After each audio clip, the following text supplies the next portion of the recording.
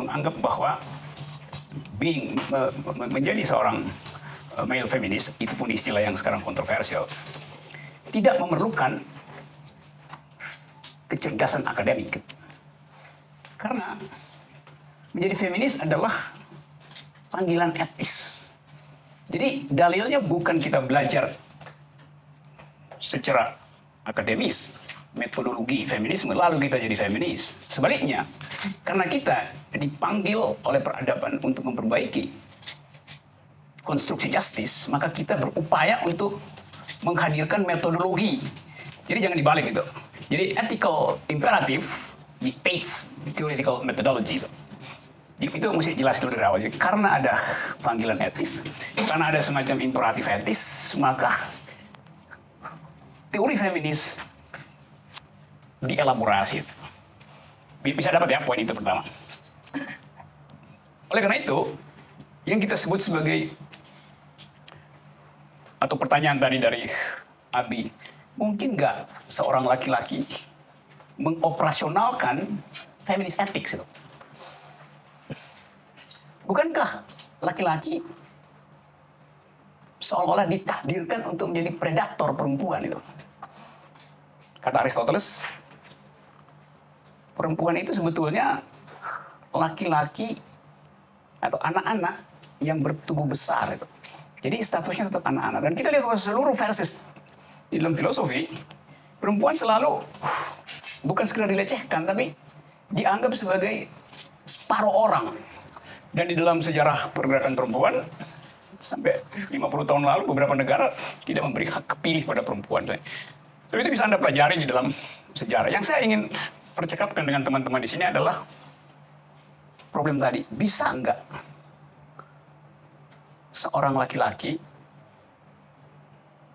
mengadopsi, adopsi karena nggak bisa melahirkan, feminis filosofi, feminis ethics, feminis discourse. Jadi dalam kata bisa itu sebetulnya ada keraguan-raguan bahkan terhadap siapapun yang ada di depan ini untuk menghasilkan pikiran feminis. Dulu saya pernah memegang mata kuliah teori feminis di jurusan filsafat. Mata kuliah itu diajarkan oleh Dr. Garis Arifia, tapi dia lagi postdoktoral, saya pegang mata kuliah itu 1 tahun, 1 semester. Lalu beberapa wartawan bertanya, Anda ajaib seorang pria mengajar feminis teoris itu. Tapi itu saya anggap sebagai pertanyaan publik. Yang lebih buruk lagi adalah sesama rekan akademisi seolah-olah mengolok-olok. Lu Rok sekarang ganti kelamin ya?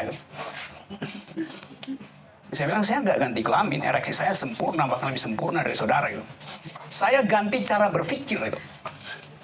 Sebab di dalam feminisme, Anda tidak sekedar mengajarkan teori keadilan, tetapi mengalami dalam jarak tertentu, secara konseptual, jenis ketidakadilan yang tidak pernah dimengerti oleh filosofi, tidak pernah dimengerti oleh teori ekonomi, tidak pernah dimengerti oleh teori kultural, dan sebagainya. Karena hanya pada tubuh perempuan, seluruh jenis ketidakadilan bergerombol di situ. Anda sebut ketidakadilan apapun, itu ada di tubuh perempuan. Ketidakadilan ekonomi, diskrepansi upah, ketidakadilan politik. Buat jadi seorang legislator, Anda harus tahan tidur cuma 4 jam. Dan suami Anda akan bilang, loh lalu ranjang saya jadi kering, jadi sepi karena Anda ada di DPR. Padahal si legislator perempuan lagi berjuang untuk menghasilkan kebijakan yang pro pada keadilan itu.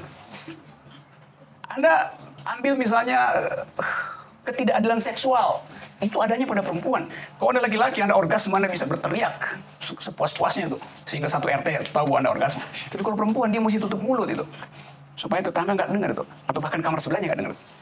Jadi di dalam peradaban, status perempuan itu selalu dihargai secara sangat rendah itu. Dan problemnya adalah, kalau saya laki-laki, saya menikmati surplus kelaki-lakian saya di seluruh bidang itu. Secara seksual, secara ekonomi, secara politik, secara hukum. Pertanyaannya, mau nggak saya melepaskan surplus itu demi sesuatu yang disebut sebagai gender equality, new kind of justice, atau supaya bisa dianggap sebagai ketrudo-trudoan itu, atau supaya compatible, comply dengan Emma Watson, apa namanya, he for she itu. Jadi kadang-kala menjadi feminis laki-laki itu sebetulnya punya ada banyak jebakan itu. Jangan-jangan sekedar pamer. Itu soal yang paling utama yang mau saya ucapkan hari ini supaya kita bisa diskusikan sebetulnya. Potensial apa yang bisa kita pakai supaya kita bisa bilang bahwa now I am a male feminist. Walaupun Anda tidak bisa ucapkan, karena mengucapkan artinya mengklaim. Mengklaim artinya minta rekognisi. Jadi kita nggak bisa selfie dengan bilang I am a male feminist.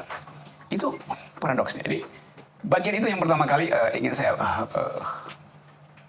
ingin saya kemukakan supaya dalam pembicaraan selanjutnya tidak ada dusta di antara kita, bahwa jangan-jangan Anda datang hanya sekedar untuk menikmati sensasi diskusi, menikmati retorika di dalam kuliah semacam ini. Jadi kafe tidak dibuat untuk itu. Kafe dimaksudkan untuk memproduksi keadilan, bukan mengkonsumsi teori keadilan, tapi memproduksi keadilan. Dari ruang kecil ini kita ingin agar supaya ada perluasan gaung, bahwa ada sekelompok orang yang terus memikirkan jenis keadilan yang jauh lebih penting daripada soal YouTube-nya Kaisang, jauh lebih penting dari tibanya presiden pakai kijang ke Turki. Karena cuma kijang yang muat banyak orang tuh, satu keluarga. Tentu itu soal publik yang bisa kita kritik. Tapi ada jenis problem yang panjangnya itu sepanjang peradaban, yaitu inequality, injustice terhadap perempuan. 25 abad perempuan itu dilecehkan oleh separuh umat manusia yang kebetulan bentuk kelaminnya adalah laki-laki. Jadi itu sudut pandang yang akan kita bicarakan. Nah, supaya kita bisa masuk di situ, coba kita mulai saya rubah sedikit cara kuliah hari ini. Dengan setiap orang memberi semacam dua tiga kalimat yang kental tentang apa yang merisaukan Anda sebetulnya sehingga mau ikut di dalam kuliah yang temanya adalah feminis laki-laki. Satu tema yang orang anggap udahlah itu nggak bakal mungkin, sebab agresivitas adalah kode genetik yang ditanamkan alam pada laki-laki. Agresivitas. Tapi orang bisa bilang, nggak benar. Barusan 24 jam lalu atau 18 jam lalu di bandara Samratulangi, seorang perempuan memperlihatkan agresivitasnya dengan menempeleng petugas yang memeriksa jam tangannya dia. Karena berbahaya dalam penerbangan melewati X-ray channel itu. Jangan-jangan agresivitas itu ada pada semua kesempatan. Jadi bukan pada orang, tapi agresivitas bisa dimunculkan pada kesempatan apapun. Nah itu pengantar saya supaya kita bisa menikmati bersama motif kita untuk being a male feminist atau menjadi seorang pria yang ini bukan pria menjadi feminin, tapi mengadopsi politik feminis dalam upaya untuk menghasilkan generasi baru, menghasilkan alam pikiran baru, memberi tempat pada sudut pandang feminis di dalam menganalisis masyarakat Indonesia, berupaya untuk mengadopsi perspektif feminis di dalam budgeting APBN, memberi sentuhan feminis pada retorika politik. Kan kita lihat sosial media kita itu sangat maskulin itu. Sangat maskulin, itu Twitter, Facebook segala macam itu seolah jadi kerajaan patriarki itu. Dan dalam rangka itu sebetulnya kita ngobrol di sini. Kita apa jadi semacam obrolan dari mereka yang sangat concern dengan defisit di dalam diskursus publik hari-hari ini. Kan nggak ada pembicaraan semacam ini di dalam media massa, talk show apa segala macam. Oke, saya sampai di situ dulu pengantar supaya kita bisa diskusi. Saya ingin dapat tadi 2 kalimat pendek tentang niat atau bukan motivasi. Motivasi itu kata yang udah sangat buruk di sini kan, jadi motivator. Jadi impose sesuatu supaya orang jadi berubah, itu seolah-olah dengan satu kalimat di depan televisi maka 100.000 orang bisa dirubah dengan oleh seorang motivator itu. Jadi saya pakai istilah niat aja tuh. Niat itu lebih otentik tuh, niat hadir di dalam kelas ini. Silakan boleh. Di sebelah kiri saya bisa dapat dengerin. Jadi semua kita bisa saling mendengar, Maksud saya begini, etika feminis yang disebut ethics of care itu bukan etika yang sudah selesai, tetapi semacam pegangan awal supaya kita bisa mengembangkan a new kind of ethics untuk produce justice itu. Jadi etika feminis yang kita sebut ethics of care adalah ongoing ethics, ethics in the making itu. Oke ya, supaya dia jadi lengkap nanti setiap orang di sini menyumbang kira-kira perspektifnya apa ya, atau tadi saya pakai niat saya apa, kerisauan saya dengan arogansi sebagai seorang laki-laki apa sebetulnya. Jadi kita harus bunuh diri kelas dulu, baru kita bisa sedikit mencicipi atau sedikit mencium wangi dari the ethics of care itu. Walaupun mungkin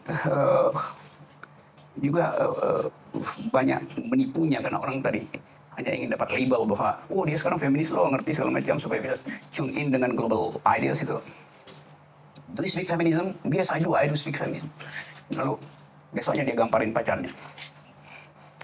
Kan banyak kontroversi di sini. Oke, siapa yang mau mulai ya? Boleh dapat dari kiri ya. Yes, bagi saya adalah pria baru atau laki baru. Ada istilah baru, oke. Pria baru itu saja menurut saya. Cukup. Nanti lebih jelas masalahnya. Pria baru atau baru-baru jadi pria dong? Pria baru. Oke, ada. Saya pindah Mas ini semacam klasifikasi bahwa feminis laki-laki itu ya. Jadi tadi benar semacam dari jebakan atau semacam jebakan paradoks yang saya sebenarnya yang saya lihat, apakah ini sebenarnya yang saya ingin cari tahu, apakah ini sebenarnya sebuah strategi atau pendekatan bahwa feminis dalam kulturnya kita ini ya emang dipengaruhi oleh dominasi patriarki itu. Jadi saya ingin tahu lebih lanjut apakah ini semacam sebuah strategi atau pendekatan, karena yang saya alami juga dalam praktek-prakteknya juga seolah-olah ya hanya kesejajaran antara pria dan wanita aja gitu. Jadi mungkin ini sebentuk cara pandangnya ya, mengubah untuk cara pandang. Oke, ya, saya ngerti tuh. Oke, ada lagi? Siapa mau nyumbang satu dua? Oke, kalau nggak saya terus ya. Oke, saya dapat punya dua teman. Satu berupaya untuk aproksimasi, artinya kira-kira sensornya kemana nih arahnya? Apakah ingin menjadikan tadi istilahnya laki-laki baru tuh? Kalau itu yang lama ngapain aja itu? Atau apakah yang lama itu usang ya, sehingga ya udahlah barangnya udah obsolete gitu yang Oke, jadi dia lebih tajam dia bahwa yang lama itu sebetulnya terjebak di dalam status quo itu. Maka diperlukan kanal untuk menghasilkan yang baru. Sehingga misalnya kemarin apa namanya Mars, apa namanya? Ya, apa namanya? Yang March di Washington itu apa namanya? International Women's Day ya. Oke. International Women's Day baru pertama kali atas inisiatif dari istri Trudeau ya. Laki-laki dilibatkan di dalam aktivitas, sehingga semua orang merasa kalau saya ikut long march bersama-sama perempuan, maka saya bisa mulai merasakan menjadi laki-laki baru. Ada efeknya. Tentu ada efeknya tuh. Paling nggak dia merasa bahwa gue berani diledek sekarang. Dan di sini juga dilakukan itu. Di sini ada laki-laki feminis yang ada kelompok yang disebut laki-laki baru ya. Aliansi namanya. Ya, bukan solidaritas laki-laki baru ya. Kata aliansi juga itu terlalu patriarkis itu. Aliansi itu, kata aliansi itu orang ngertinya itu mulai dari sekutu waktu menghajar Perang Dunia Kedua itu aliansi. Apalagi di dalam politik aliansi artinya persekutuan strategis untuk melumpuhkan lawan itu. Jadi kata itu sendiri ada masalah itu, kata aliansi itu. Jadi beban pertama adalah menemukan istilah, misalnya laki-laki baru nggak ketemu. Di male feminis juga orang merasa male feminis itu semacam apa namanya soundbite aja yang makin lama makin nggak ada isinya misalnya. Oke, tapi tadi ada distingsi bahwa yang lama itu the old as the beasts, laki-laki yang mungkin nggak sesuai lagi dengan arahan zaman, sehingga ngapain sih jadi laki-laki dalam versi yang lama tadi, sehingga dari laki-laki. Oke, sampai di situ. Terus yang berikut menganggap bahwa dia lebih ingin mengetahui sebetulnya posisi dari feminis laki-laki di dalam teorisasi itu. Itu dalam upaya untuk menghasilkan diskursus baru dalam teori feminis, atau itu semacam sempalan dari teori feminis, atau itu tak terhindaran dari ekspansi teori feminis sekarang ini, sehingga kalau a man who graduates yesterday and stop learning feminism today is gonna be uneducated the day after misalnya. Oleh karena itu dia jadi belajar tentang feminis lagi. Sama seperti kalau sekarang orang nggak ngerti environmentalism misalnya, dianggap sebagai, wah lu kok bodoh banget ya, lu kok orang lama gitu nggak ngerti tentang environmental ethics misalnya. Itu masalahnya. Nah, saya coba uraikan dulu beberapa soal itu ya dari dua teman tadi. Yang pertama adalah istilah ethics of care. Biasanya disingkat ethics of care, ethics of care. Di kita diterjemahkan etika kepedulian. Apa sebetulnya yang jadi concern dari grup feminis yang ingin mempromosikan a new kind of ethics, ethics of care? Anda bisa baca di literatur, nanti ada orang namanya Carol Gillian, siapa lagi, Alison Jagger, banyak, itu Anda bisa baca aja. Dan itu debatnya masih berlangsung. Tapi kita mau ambil esensinya aja. Ethics of care tiba-tiba di-upload dalam paruh terakhir abad yang lalu, sehingga semua orang berkerumun di sekitar isu itu. Isu ekonomi, ethics of care menghasilkan SAN Index, indeks kebahagiaan, indeks harapan hidup.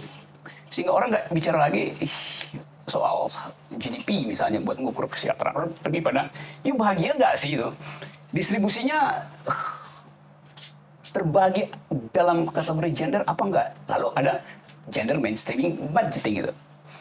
Orang merasa bahwa bumi ini kalau tidak disentuh oleh ekofeminisme itu eksploitasi nggak akan berhenti. Maka ada ethics of care yang diekspansikan ke dalam soal-soal lingkungan hidup.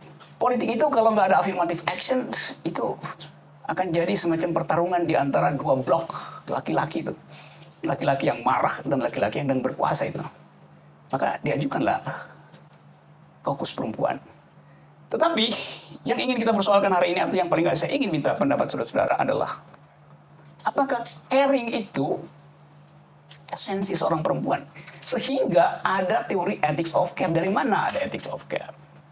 Di dalam teori saya bisa terangkan panjang lebar, tetapi ethics of care ini semacam reaksi terhadap ethics of right. Etika yang basisnya hak. Etika yang basisnya hak itu sifatnya universal. Tapi ethics of care selalu pergi pada local situation, kondisi lokal. Jadi dia memihak pada keadaan lokal, bukan pada doktrin universal. Bisa ikut ya uraian ini. Jadi bukan pada semacam etika utilitarian dari Jeremy Bentham atau etika deontologi dari Immanuel Kant misalnya. Kalau kita bicara tentang ethics of right yang sifatnya universal, maka dari ethics itu timbul praktek moral. Jadi praktek moral diuji, dievaluasi berdasarkan ethics of right. Praktek moral dievaluasi berdasarkan ethics of right. Yang terkenal adalah utilitarianism, deontologi, itu bisa dibaca sendiri. Nah, itu sangat itu teori. Ada prinsip-prinsip moral, ada prinsip-prinsip keadilan, yang dengan itu kehidupan konkret ditakar, dievaluasi. Sebaliknya, ethics of care mulai dari problem injustice, problem inequality. Problem ini yang kemudian menghasilkan prinsip itu. Jadi terbalik ya cara lihatnya. Karena problem-problem ini dianggap tidak mungkin dipahami oleh ethics of right, karena ethics of right ditulis sebetulnya dengan perspektif virtue. Virtue itu artinya power dari laki-laki. Jadi ethics of right bias ke laki-lakian. Justice adalah bila ini. Iya, tapi justice bagi perempuan tidak datang dari abstraksi. Justice pada perempuan datang tiba karena dia mengalami injustice. Jadi jangan ajarin misalnya perempuan tentang teori ketidakadilan. Ya tiap hari dia mengalami itu. Jadi nggak perlu teori itu. Oleh karena itu perlu teori yang lain sehingga ethics of care itu jadi semacam koreksi terhadap sifat ethics of right yang universal sekaligus patriarkis. Dari versi ini kemudian timbul berbagai macam praktek ethics feminis. Jadi ini dulu yang penting kita bedain, Bu. Ethics of right menganggap moral itu universal, problem manusia itu universal. Ethics of care menganggap bahwa respons terhadap problem itu tidak universal. Jadi ini merespons problem, yang ini mencari prinsip-prinsip abstrak. Sekarang kita bisa lihat bahwa ini selalu bersifat situated knowledge. Nah, saya ini agak teoritis, tapi ya oke, saya sebut aja istilahnya. Saya nggak akan masuk jauh ya, supaya kita nggak kehilangan kenikmatan untuk diskursus. Situated knowledge. Jadi, pengetahuan perempuan itu berlokasi pada pengalamannya. Pengetahuan laki-laki berasal dari daya abstraksi. Pengetahuan selalu ingin dicarikan formula dalam ethics of right, dalam versi laki-laki lama tadi. Pengetahuan selalu ingin mencari formula universal. Rasionalitas harus universal. Sementara pengetahuan perempuan tumbuh dari situasi konkret. Jadi pengalaman ketumbuhan perempuan itulah yang disebut pengetahuan. Bukan formula abstrak. Apalagi dirumuskan oleh filosofi itu. Bisa dapat ya? Jadi samar-samar kita mengerti kenapa ada energi begitu besar pada kalangan feminis untuk produce new kind of ethics. Karena ini tadi, kata teman kita tadi, Engel, ini adalah laki-laki lama. Kalau mau jadi laki-laki baru, main di sini dong gitu. Jangan lu main di jadi anak sevel melulu. Jadi anak kafe dong gitu. Bisa dapat ya ide itu tuh. Buat mereka yang punya niat untuk menulis disertasi atau tesis tentu akan usuk literatur. Tapi saya mau, kecuali ada pertanyaan tentang teori, saya akan terangkan dengan secara saksama dan dalam tempo singkat-singkatnya. Oke, ini ada dua soal. Sekarang saya balik pada pertanyaan tadi itu. Niat untuk menghasilkan new kind of ethics itu, a new kind of ethics, bukan sekedar a new ethics, tapi a new kind of ethics. Etik bukan etik baru, etik jenis baru itu. Itu tumbuh sampai ya buku Carol Gillian itu tahun 70 udah terbit. Judulnya apa ya? In a Different Voice itu.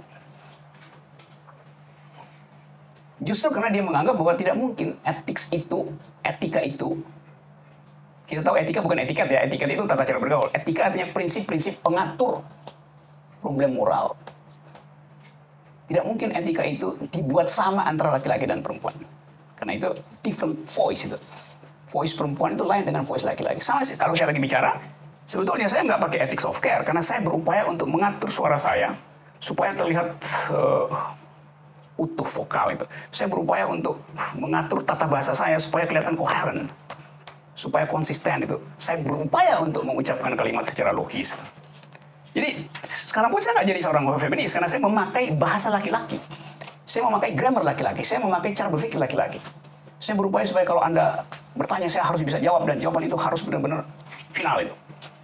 Itu semua kan arogansi kan. Jadi Anda bayangkan kesulitan untuk menjadi seorang feminis misalnya. Tetap ada di momen ini ketika saya sedang mengajar tentang teori feminis misalnya. Karena itu misalnya seorang penganjur ethics of care, Bell Hooks misalnya. Nama orang itu Bell Hooks. Kalau dia menulis, Bell Hooks namanya tuh. Nanti editornya ganti, ini B dia bikin Bell. Kok salah ini typo nih, typo. Harusnya Bell dong. Karena standar penulisan nama itu B-nya mesti besar, kapital namanya. Nah si feminis ini marah, dia bilang, iya, gua ganti nama gua B karena B besar itu patriarkis. Baru belakangan orang ngerti bahwa itu hak dia buat bilang bahwa supaya Anda tahu bahwa saya ingin, kata si Bell Hooks, menulis di dalam versi bahasa perempuan. Saya pakai nama saya dalam bentuk huruf kecil itu. Tapi jangan Anda anggap semua orang yang memakai huruf kecil lalu benar-benar jadi feminis laki-laki kan. Ada aja yang gayanya. Jadi ada ideologi bahkan di dalam huruf. Dia memilih untuk berontak terhadap B capital. Dia pakai B kecil, Bell Hooks. rumusnya kan begitu kan. Nggak mau dia.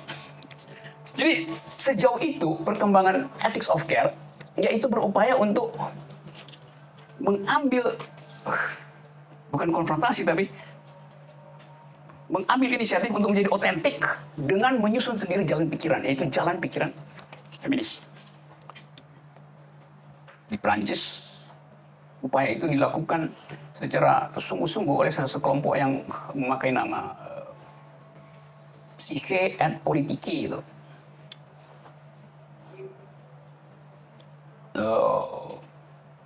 Biasanya disebut sebagai feminis Prancis yang bergerombol di situ, dan mereka berupaya untuk membuat bahasa baru sehingga mereka menganggap kalau saya punya dua bahasa maka saya mengetahui cara berpikir laki-laki dan saya punya cara berpikir sendiri di dalam lingkungan feminis.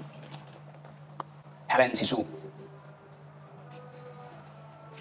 siapa lagi? Lucy Negara, satu lagi Julia Kristeva.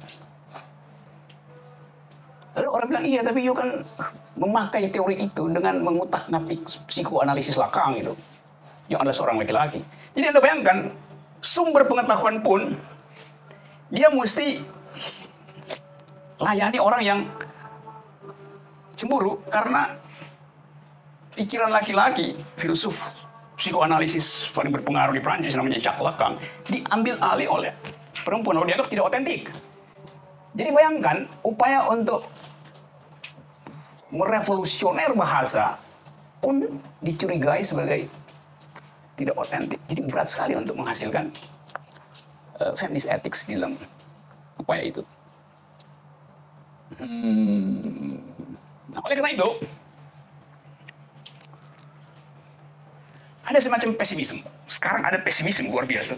Kemarin ada seorang yang menulis di Harvard Business Review yang memperlihatkan satu peristiwa, ada orang yang mungkin dia pakai apa namanya, baju feminis itu, namanya how looks like itu apa? Apa ya? This is how feminis look like. Dan masuk bar sambil menganggap bilang bahwa saya seorang feminis, lalu dia mulai harass perempuan itu. Lalu peristiwa itu mungkin ada di koran, maka dianggaplah bahwa yang nggak mungkinlah laki-laki jadi feminis itu. Tetap mereka ingin berada di dalam surplus value dari patriarki itu. Itu yang saya mulai tadi, bahwa apa bisa itu? Nah, itu dilakukan. Nah, salah seorang yang menganggap nggak mungkin itu bisa dilakukan adalah, kita perlu tahu juga beberapa nama ya, Audre Lorde. Audre Lorde ini menulis satu paper pendek, judulnya The Master's Tool. Yaitu upaya dia untuk mengatakan bahwa kita janganlah percaya pada laki-laki itu. Upaya mereka untuk menolong kita sebetulnya adalah permainan politik semata. Karena itu terkenallah ucapan Audre Lorde, the master's tool cannot dismantle the master's house. Atau the master's tools will never dismantle the master's house. Peralatan raja nggak mungkin dipakai untuk membongkar istana raja itu. Perlu ada peralatan dari luar tuh. Semacam pesimisme bahwa nggak bisa deh laki-laki ikut-ikutan dalam feminist ethics. Audre ini seorang ya, aktivis perempuan. Dia punya anak 5, tapi dia sekaligus lesbi. Dia berkulit hitam dan dia Muslim. Tinggal hidup di Amerika. Anda lihat berapa minoritas yang ada dalam diri. Sebagai kulit hitam, dia hidup di dalam white supremacy culture Amerika. Sebagai Muslim, dia hidup di dalam masyarakat Kristen Amerika. Sebagai perempuan, dia hidup di tengah-tengah masyarakat patriarkis. Sebagai lesbi, dia hidup di tengah-tengah politik hetero itu. Dan sebagai janda, dia harus hadapi problem ekonomi. 5 macam ketidakadilan ada di dalam satu perempuan. 5 macam minoritas ada di dalam diri satu perempuan. Terus kita mau ngajarin dia tentang John Rawls misalnya, John Locke gitu. Tentang nawacita misalnya. Dan di kita, dalam masyarakat kita, banyak yang semacam itu, tapi tidak bisa mengucapkan problemnya. Karena ada culture yang menghambat.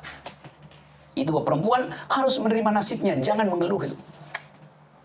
Jadi, kita, kalangan laki-laki, sebetulnya menikmati itu diam-diam. Balik lagi pada poin tadi.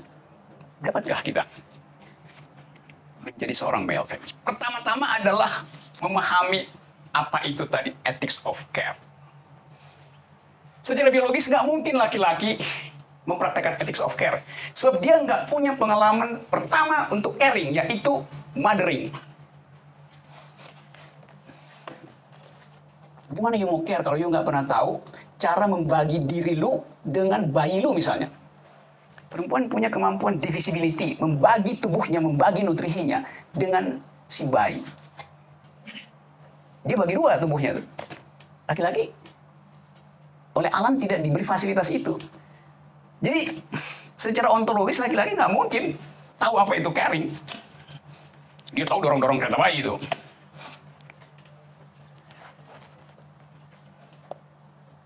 Tetapi tadi saya katakan niat kita apa itu. Kalau caring itu kita anggap sebagai hanya khas perempuan, maka berhenti seluruh upaya untuk menghasilkan justice. Ini soal yang saya sebut tadi. Gampang kita bicara, kita ucapin ethics of care itu. Saya bisa nulis, Anda bisa nulis di semua koran tentang ethics of care, bisa bikin disertasi tentang ethics of care. Tetapi pertanyaan ontologisnya adalah caring itu melekat hanya pada pengalaman care. Dia bukan teori. Di dalam literatur Anda bisa lihat ethics of care ada beberapa persyarat. Pertama misalnya attentiveness. Bisa, laki-laki bisa attentiveness, attentive. Attentive apa bahasa Indonesianya? Apa ya? Peduli gitu ya, Bang. Attentive. Apa bahasa Indonesia? Attentive ya. Attentive, iya, penuh perhatian ya. Penuh atensi orang bilang. Bisa aja punya atensi. Tapi kalau saya beratensi misalnya pada seorang perempuan, sering hanya karena saya ingin menolong dia on the spot, supaya saya nggak dibebani dengan cengengnya, dengan galaunya segala macam. Udah nih. Tapi kita nggak masuk di dalam psikologinya tuh. Karena kita nggak tahu sebetulnya apa yang terjadi. Jadi attentiveness itu kadang-kala permukaan aja yang bisa kita lakukan. Oh, lu penuh atensi ya, iya. Tapi nggak bisa bedain dia lagi marah karena gembira atau marah karena disakiti tuh. Nah, saya mau sadarkan itu supaya tadi dari awal saya katakan kita nggak cepet-cepet menganggap bahwa menjadi seorang male feminis, menjadi seorang feminis laki-laki itu cuma soal menghafal teori filsafat, menghafal teori etika, membuat daftar. Ini yang namanya etik feminis. Etik feminis artinya punya responsibility. Ya itu gampang. Tapi apa yang disebut responsibility itu? Itu beban di tingkat teori, belum di tingkat politik, di tingkat kebijakan misalnya. Oke, saya berhenti di situ ya, supaya kita nggak terlalu kok berat banget gitu. Enggak, saya justru memperlihatkan itu supaya nanti kita bisa menguji diri sendiri. Apakah kita ingin menyumbang paling nggak di dalam upaya untuk menghasilkan tadi jenis masyarakat baru itu. Ada pertanyaan? Udah sejam. Silakan.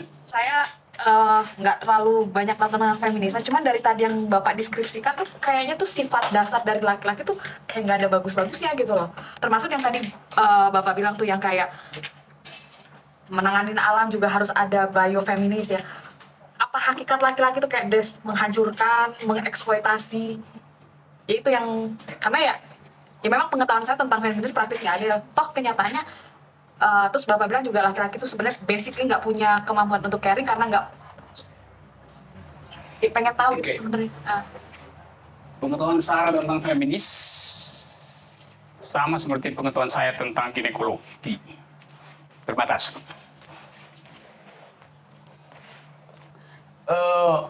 Kalau seorang perempuan hamil, logika saya mengatakan, bayi itu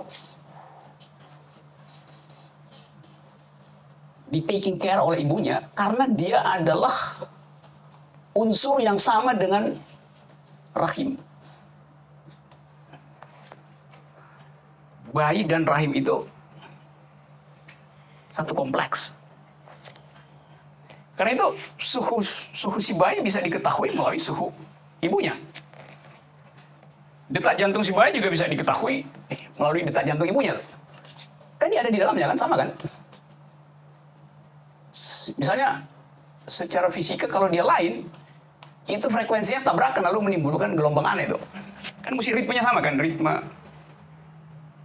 biologi si ibu dan ritme biologi si bayi di dalam kandungan harusnya sama. Ritme psikisnya harusnya sama. Kalau di istilah kedokteran palpasi ya. Diraba kan? Bukan gua ngerti dikit kan palpasi. Di palpasi itu. Tapi sekarang palpasi itu diganti oleh USG. Yang tadi natural, saya mau ketahui kondisi janin, saya palpasi janin itu. Sebetulnya ibunya bisa palpasi sendiri. Tapi dokter bilang, saya punya keahlian, saya palpasi, oke. Lalu teknologi meningkat. Ada USG itu, ultrasonografinya. Pada waktu USG masuk ke dalam rahim, maka terjadilah diferensiasi. Iya, waktu USG masuk ke dalam rahim, kan dia mesti masuk ke dalam rahim kan? Iya, itu kelihatannya di situ. Tetapi kan sensornya mesti tiba di rahim. That's what I mean. Jadi waktu USG atau lebih gampangnya, waktu ultrasoundnya masuk ke rahim, lebih teknis begitu kan? Sehingga kita nggak bayangin USG-nya masuk ke dalam rahim kan? Waktu ultrasonografinya itu masuk ke dalam rahim, ada pantul balik gelombang ke dalamnya. Maka dianalisislah di mesinnya itu kan. Dengan kata lain, ada intervensi dari teknologi ke dalam rahim itu. Dan intervensi itu didasarkan pada pengetahuan laki-laki. Dulu, ginekolog itu di UI, itu harus laki-laki. Nggak ada dokter ginekolog perempuan. Karena dianggap yang mampu untuk narik bayi dari dalam rahim ibunya cuma tangan laki-laki. Perempuan nggak mungkin narik bayi itu. Karena itu dokter ginekolog kandungan itu harus laki-laki. Jadi ada perspektif laki-laki yang menganggap bahwa ya lu ngedon terus-menerus saja, kalau gue nggak tarik, nggak keluar tuh. USG juga adalah arogansi laki-laki.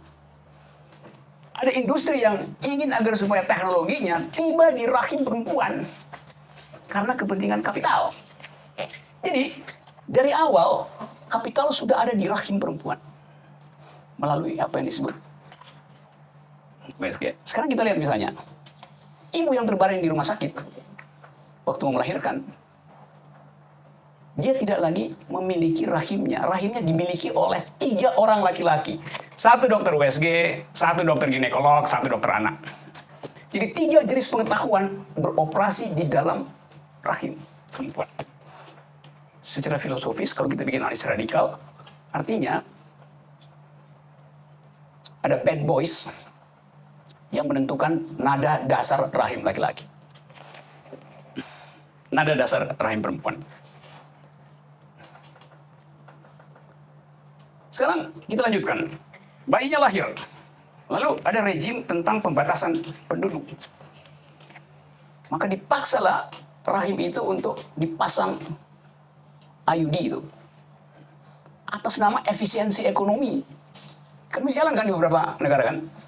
Jadi Anda lihat lagi, rahim perempuan itu setelah selesai dikolonisasi oleh 3 pengetahuan laki-laki, ginekologi, dokter anak sama ahli ronsen, bahkan bisa 4 tuh, anestesi juga bisa ada di situ. Rahim itu pindah pada rahim politik, pindah ke dalam rahim negara. Negara akan ngatur rahimnya. Bahwa rahim ini hanya boleh menghasilkan 2 anak. Itu aturan politik. Kita bisa berdebat tapi kan demi kesejahteraan, demi utilitarianisme. Iya, tapi dasarnya adalah rahim itu pindah dari aturan dokter ke aturan negara. Jadi politik sejak awal ada di dalam rahim perempuan. Karena itu rahim perempuan adalah lokasi politik sebetulnya. Sekarang si bayi jadi politisi. Si bayi ini akhirnya masuk sebuah partai yang tadinya baik, dia masuk di situ lalu bergabung dengan kaukus perempuan di parlemen. Yang bayi tadi yang udah jadi politisi dewasa. Dengan maksud agar supaya kepentingan perempuan bisa diajukan sebagai dasar pembuatan kebijakan itu. Kan itu namanya kaukus politik perempuan tuh. Tapi kemudian dia kaget bahwa di dalam rapat-rapat kaukus, setiap anggota kaukus perempuan itu harus menelpon dulu ketua partainya. Yang adalah laki-laki. Walaupun misalnya berjenis kelamin perempuan. Jadi, dari rahim dokter begitu. Jadi politisi, udah disuruh KB, dia masuk politik, dia nggak bisa dapat otonomi karena setiap keputusan yang harus dibuat oleh kaukus perempuan harus dikonsultasikan dengan partai. Padahal dalam teori politik, kaukus itu otonom, tidak boleh dipengaruhi oleh partai politik. Justru kepentingan itu yang menghasilkan otentisitas dari sebuah kaukus. Kaukus perempuan mengolah kasus perempuan. Lepas dari mandat politik partai. Kalau kita beradab menghargai apa yang disebut kokes itu. Nggak terjadi. Kembali Anda lihat politik bahkan masuk ketika si perempuan yang tadinya bayi udah jadi politisi tuh. Kalau dia pulang malam, rumahnya di Tangerang, maka dia akan ditangkap oleh aparat karena dianggap sebagai pelacur pulang di jam 2 malam itu. Karena ada perda moralitas di Tangerang. Jadi Anda lihat dari bayi sampai dia jadi politisi, bahkan mau masuk rumahnya sendiri jam 2 malam, dia diatur oleh moralitas laki-laki. Kalau laki-laki nggak ada yang disebut cabo laki-laki, nggak ada. Yang ada aja perempuan yang disebut cabo ke pulang jam 2 malam. Kan? Jadi kita lihat bahwa rentetan injustice itu ada sejak dari rahim, lalu pergi ke dalam polisi negara. Itulah genealogi dari keperempuanan. Dan itu yang berbasis pada ethics of right. Dievaluasi oleh ethics of right, yaitu ethics yang universal. Jadi situasi keperempuanan tidak dipahami oleh ethics of right yang bertendensi abstrak, berorientasi universal itu. Oleh karena itu, di dalam ethics of care ada suasana situated knowledge yang dipraktekkan untuk menghasilkan prinsip. Saya ulangi lagi tadi ya. Di dalam ethics of right, udah ada prinsipnya, maka dievaluasilah moralitas. Dalam ethics of care, sebaliknya. Situasi khusus ini yang kemudian menghasilkan kesepakatan etik. Dapat poin itu? Bisa dapat ya? Kontras itu tadi. Dr. Sarah itu. Tentu kita bisa berbantahnya, tapi kan USG mempermudah. Iya, dengan sendirinya. Tapi kalau kita bikin cost-benefit analysis, sebetulnya juga tidak. Karena akhirnya ada ketergantungan terhadap perkembangan teknologi itu. Maka si ibu akan bilang, iya tapi saya jangan di rumah sakit B deh. Setahu saya itu di USG di rumah sakit saya itu dia 125 slices. Buat baca itu, jadi pindahin dong itu. Padahal yang diperlukan mungkin cuman termometer buat mengukur suhu bayi. Tetapi sensasi teknologi dibuat sedemikian rupa sehingga seolah-olah tidak lengkap bila tidak comply dengan the latest IT itu. Lalu kemudian kita bilang, ya ternyata nggak benar. Kan sama dengan kasus kolesterol yang kemudian oleh pemerintah Amerika mengatakan bahwa sejak 2 bulan lalu kolesterol bukan penyakit. Jadi makan aja daging sebanyak-banyaknya. Yang bikin kolesterol itu penyakit bila kolesterol itu diikat oleh glukosa, oleh gula. Maka dia jadi apa namanya? Jadi membeku, menghambat. Karena semua gula pasti membuat semua kimia yang diikat oleh gula itu langsung jadi kristal. Jadi Anda lihat problem itu. Dulu kolesterol 150 nggak ada soal, terus konferensi masyarakat kesehatan dunia nentuin bahwa enggak, kolesterol harus di bawah 150, harus di bawah 150. Dulu 400 nggak ada soal. 200. Jadi kita lihat bahwa kesehatan kita pun ditentukan oleh seminar kecil di sebuah universitas misalnya. Kan dia bisa tentuin sendiri kan. Kesehatannya segini. Jadi silahkan makan daging sebanyak-banyaknya, tapi kurangi gula itu. Udah dicabut kan oleh Amerika ini nggak ada. Jadi obat kolesterol ya, kalau lu nggak makan gula lu nggak apa-apa. Karena mau kolesterol 400, 700 nggak ada soal. Yang penting gulanya rendah gitu. Ada orang yang dengan kolesterol 400 biasa aja hidupnya.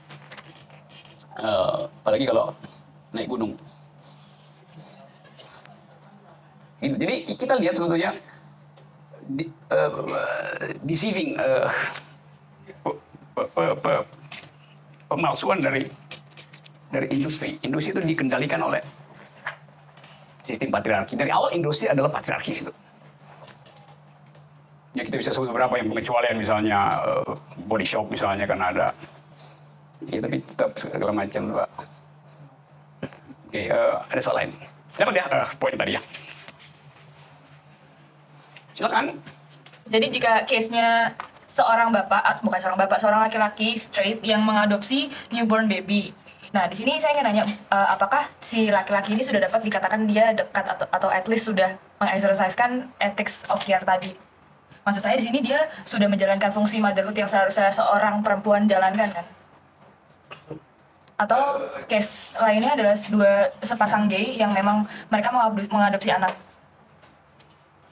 Karena tadi saya juga sempat bingung apakah memang hanya perempuan yang akan bisa menjalankan ethics of care ini. Bagaimana dengan laki-laki yang memang secara tulus ingin menjalankan hal itu?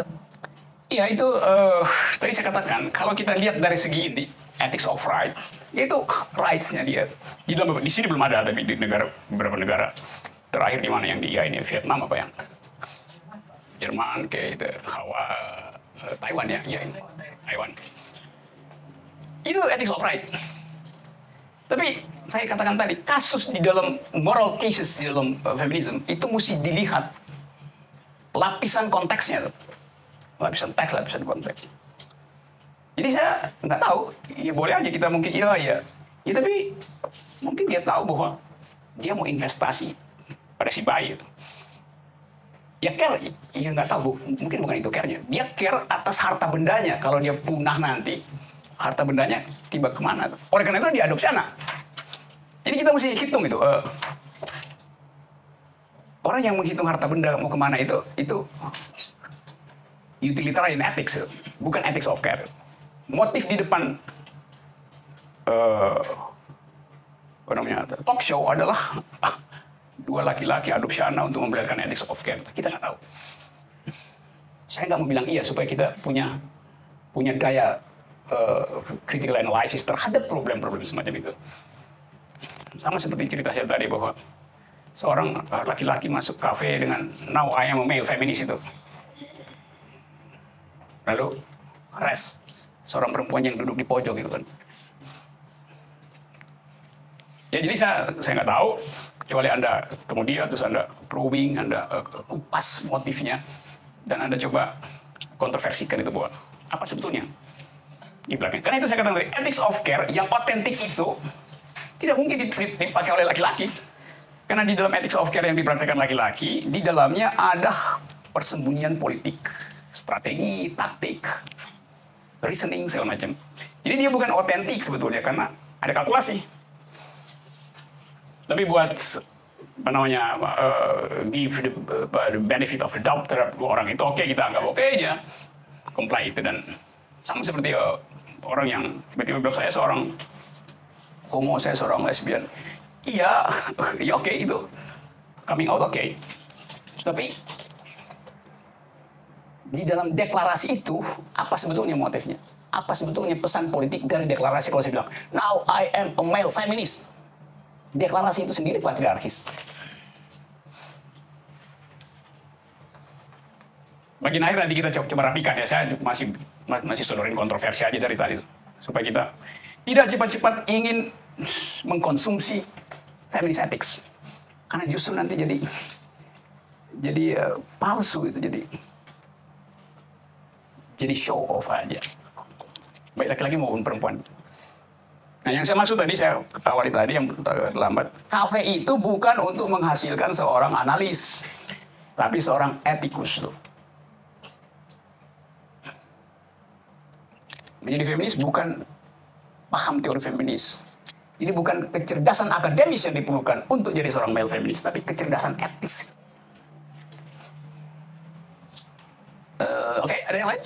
Ya. Bulan lalu terjadi satu debat gitu di sosial media bahwa lu ngerasain deh katanya masuk ke gerbang perempuan itu gimana rasanya kayak neraka. Nah, apa sih sebenarnya yang terjadi gitu setelah pemisahan kebijakan publik itu dan dipisahkan malah bisa dikatakan tambah chaos gitu. Apa sebenarnya yang terjadi gitu?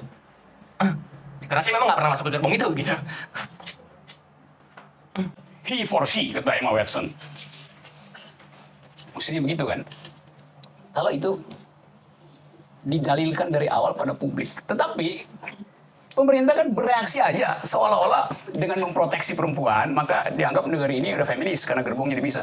Justru itu mempertajam patriarkisme. Justru division itu menghasilkan semacam, you kan perempuan kan, karena itu lu mesti dikasih gerbong khusus kan udah lemah kan, rawan. Jadi ada diskursus yang palsu di dalam public policy karena tidak berbasis pada social policy. Jadi saya terangin sedikit ya nih. Ada public policy, yaitu gerbong. Public policy ini dibuat oleh pemerintah. Undang-undang itu dihasilkan di dalam debat DPR. Tetapi public policy ini filosofinya adalah ethics of right tadi. Tapi jangan kan kita care pada perempuan. Iya, kalau you care pada perempuan, yang mesti lo lakukan adalah undang-undang anti patriarki. Misalnya dengan meloloskan atau menomorsatukan pembahasan rancangan undang-undang pelecehan seksual yang justru nggak dibahas di DPR. Jadi dengan cepat kita tahu bahwa enggak tuh pemerintah tidak mengerti ethics of care itu. Jadi dia pamer bahwa kita sudah care karena itu perempuan dikasih gerbong khusus. Pada saat yang sama dia bilang karena perempuan itu lemah maka kita protect di gerbong khusus itu. Tangan manusia itu bagian paling etis dari tubuhnya tuh. Jadi pada tangan manusia ada teks moral, ada teks agama, ada teks politik, ada teks kultural. Dan itu hanya bisa dibaca di dalam situasi eksistensial. Kalau saya pegang salaman sama dia gini, saya remas itu kan juga nggak bisa lihat remasnya. Dia bisa tahu. Jadi dia bisa kasih sinyal, you salam bersahabat atau salam ingin menundukkan atau salam flirting atau salam etis. Kan itu disebut salaman.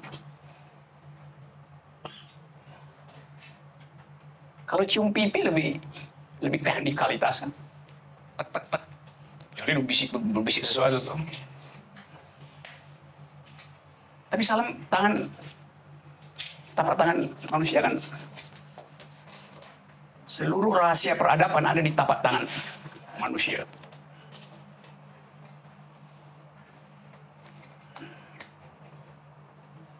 Lain kali saya kasih kuliah palmistry di sini. Gitu ya, jadi ya kayak dia sih. Kok salaman iya, tapi si perempuan merasa salaman Anda itu hangat patriarkis itu. Itu misalnya. Tapi kan salam hangat, iya, hangat patriarkis itu. Hangat nipu maksudnya. Kalau modus masih dianggap ada lucu-lucuan nih. Jadi hati-hati ya, ada salaman patriarkis, ada salaman akademis, ada salaman politis. Kalau salaman politis itu urusan sama KPK itu. Salam tempel namanya. Ada yang lain? Ya. Tadi kan kalau dijabarkan itu agak susah ya, maksudnya lelaki yang zaman dulu terus kemudian lelaki yang baru gitu. Nah kemudian mungkin nggak sih si lelaki baru ini di recycle jadi lelaki yang lama itu jadi recycle jadi lelaki baru tuh. Dan gimana cara mendekonstruksi pikiran-pikiran patriarki yang ada dalam dirinya? Itu menantang. Itu sebetulnya itu nggak boleh ditanyakan. Sebab kalau ditanyakan dan saya bisa jawab, seolah ada formula nanti itu. itu hanya bisa dipahami oleh mereka yang jadi itu semacam tadi saya sebut deteksi aja, deteksi. Ya bisa kita bikin syarat misalnya supaya tadi saya sebut ethic of care itu beroperasi, maka syaratnya mesti ada attentiveness, mesti ada responsibility, mesti ada integrity, mesti ada competence segala macam. Bisa kita buat list of the ethic of care. Tapi orang bisa milih tuh. Yang kita sebut attentiveness, responsibility bagi orang yang sekedar ingin selfie dengan male feminis, dia bisa jadiin itu soundbite itu, atau dia jadiin poster. Dalam upaya apa? Dalam upaya ya pamer sebenarnya. Kan pameran identitas kan yang lagi laku sekarang adalah pameran identitas. Jadi kalau dibilang kapan itu terjadi, bahkan sudah terjadi kok bisa berhenti, bisa berbalik. Nah karena itu saya mau katakan sekali lagi bahwa ethics of care adalah ethics in the making, bukan ethics yang final. Ongoing ethics, kita bikin sama-sama itu. Karena itu diperlukan katalisator, ada semacam untuk membantu supaya chemistry-nya itu well mixed gitu. Nah, katalisator itu misalnya ya kayak di sini nih, kafe itu adalah katalisator. Supaya sama-sama kita tahu bahwa kita lagi bergerak di dalam satu tahapan sejarah di mana ethics of care itu kendati masih diproblematikan, tetap berstatus produktif dibanding ethics yang lain. Jadi ethics of care itu lebih mudah untuk memproduksi keadilan daripada ethics of right. Tapi saya katakan tadi ethics of care di dalamnya juga ada persoalan, macam-macam persoalan di dalamnya. Tapi hanya itu the only game in town now itu. Kan nggak ada lain kan yang kita ada ethics. Ya, ethics of right itu adalah reputasi politik negara.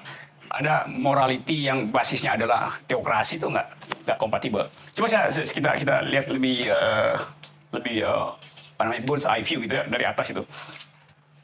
Kondisi-kondisi di dalam masyarakat kita.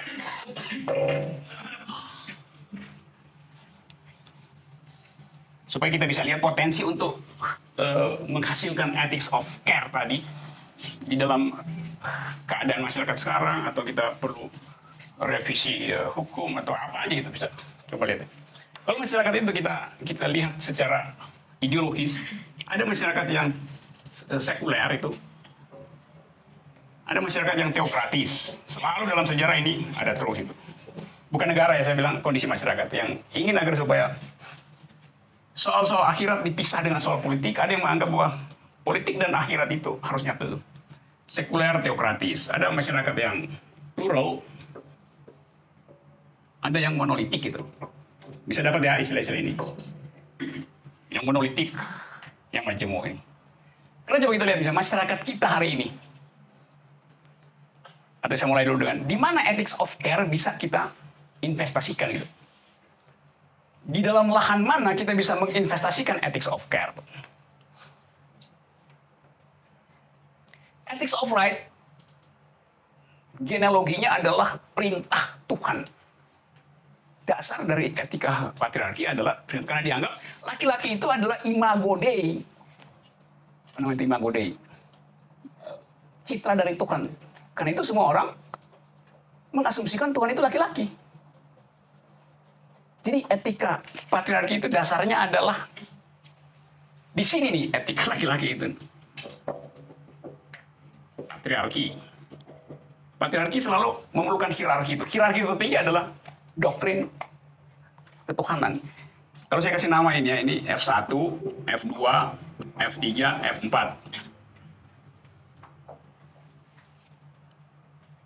Dia ada di F5, F4 nih, etika patriarki. Dasar paling fundamental adalah teokrasi itu.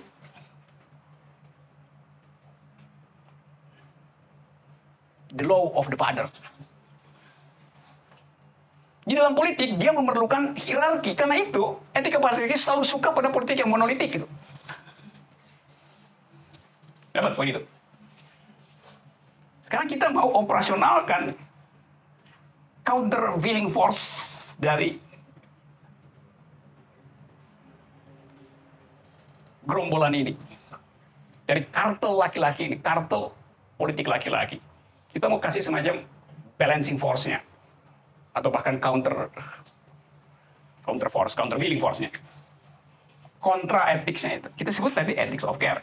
Dengan dalam kurung ethics of care masih ada persoalan, oke, tapi kita hanya bisa memakai istilah itu sekarang. Ada yang pakai istilah apa namanya, care focused ethics, tapi sumbernya tetap sama, diskusi di dalam ethics of care. Kalau kita mau kemajemukan misalnya, kita nggak mungkin minta kemajemukan itu dari sistem teokratis. Sistem teokratis dengan sendirinya hierarkis.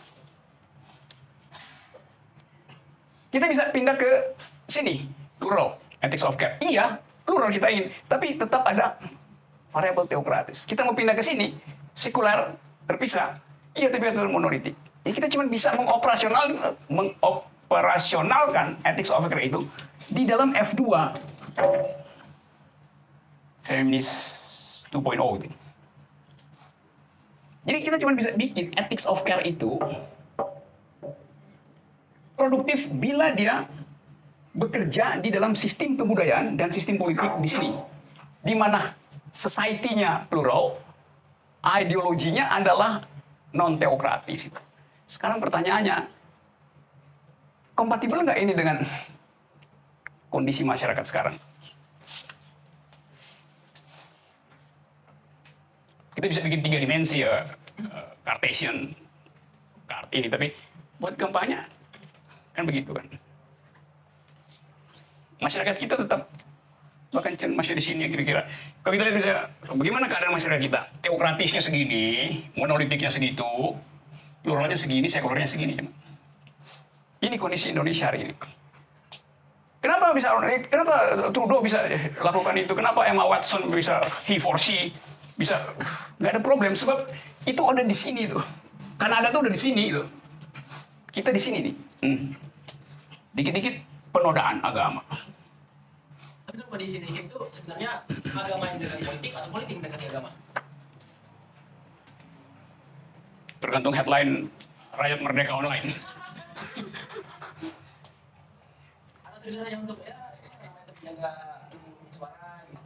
Ya, ada fakta bahwa agama itu mayoritas sebagai variabel. Karena itu dia laku secara politik. Tapi dia dijadikan mayoritas dalam rangka untuk elektoral politik saja kan.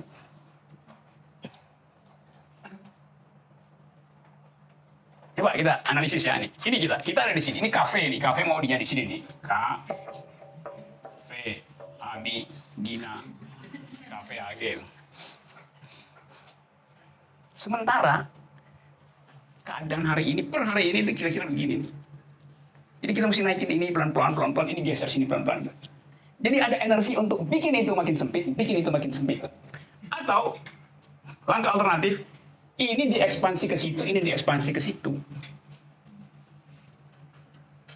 Pertanyaannya, sanggup nggak 27 orang di ruangan ini berargumen, minimal berargumen dulu secara tajam untuk meyakinkan bahwa ethics of care hanya bisa blossom di dalam kebun bunga yang plural dan sekuler. Begitu juga bagi kata sekuler, langsung ateis, kafir. Jadi istilah itu pun orang nggak ngerti, Wah. Orang yang paling beragama pasti sekuler. Karena dia bisa bedain antara civitas terrena dan civitas dei. Antara kerajaan Tuhan dan kerajaan pemilu. Jadi Anda bayangin misalnya, Anda keluar dari ruangan ini, bilang, I am a male feminist. Terus Anda bilang, iya tapi mau kemana? Ya di sini tempatnya. Paksa Anda ngumpet. Menunggu cuaca. Laporan cuaca dari BMKG itu. Oh cuacanya udah, lapangan F2 agak lenggang, silakan mendarat itu. Baru mau landing tiba-tiba naik lagi.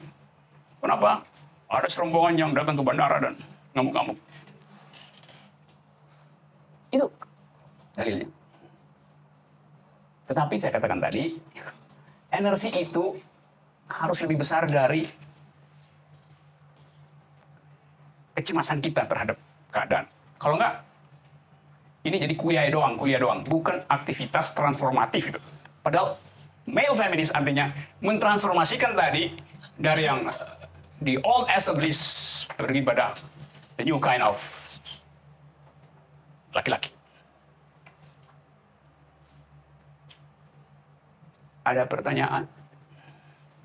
Ini berat ya, tapi oke, saya lebih baik jangan ada dusta di antara kita. Jadi saya kasih tahu masalahnya supaya kita tahu situasi medannya begitu kira-kira. Lagi manjat tiba-tiba, avalanche, guling saya, mesti bangun lagi. Kalau saya ngajar di kelas filsafat di kampus, mungkin saya nggak ngajar yang beginian, tapi itu ada kurikulum segala macam.